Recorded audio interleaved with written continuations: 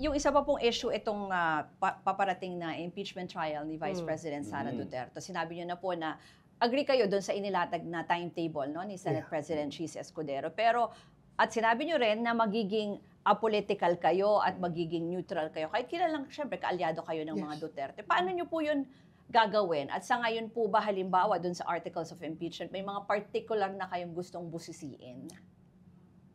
Well, that's part of being apolitical. Busisiin mo both sides of the coin. So, ang gagawin ko is,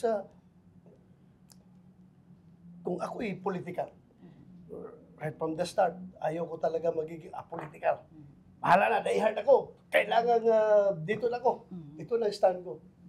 Well, I don't have to wait for the articles of impeachment to be filed. Hindi ko na kailangan basahin yan. Hindi ko na kailangan pag-aralan. Hindi ko na kailangan pakinggan yung argumento ng defense at ng prosecution. Meron ako ng kagad na decision na may answer, may decision is no. From the start, sabi ko, no na kagad. That is being political. Pero kung gusto ko maging apolitical, basahin ko lahat. Kahit na hindi mo matanggal-tanggal sa aking puso yung aking political bias.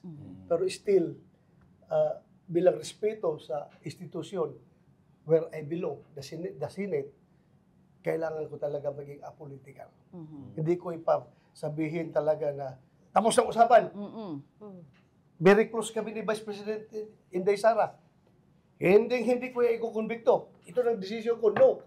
No kagad yung aking vote. Hindi ko pwedeng gawin yan. So, kakaya naman sa Senado. Di ba? So, tingnan ko both sides of the arguments, kung ano talaga, bago ako mag-come up with my own judgment. So, sir, to clarify lang, for the record, as of today, hindi niyo pa po alam how you will vote in the impeachment trial. Hindi necessarily that you will vote against your conviction. Hindi ko pa alam kasi hindi ko pa nga nabasa ang articles of impeachment Kung sabihin ng taong bayan, hindi pa nga nabasa, meron ka ng desisyon.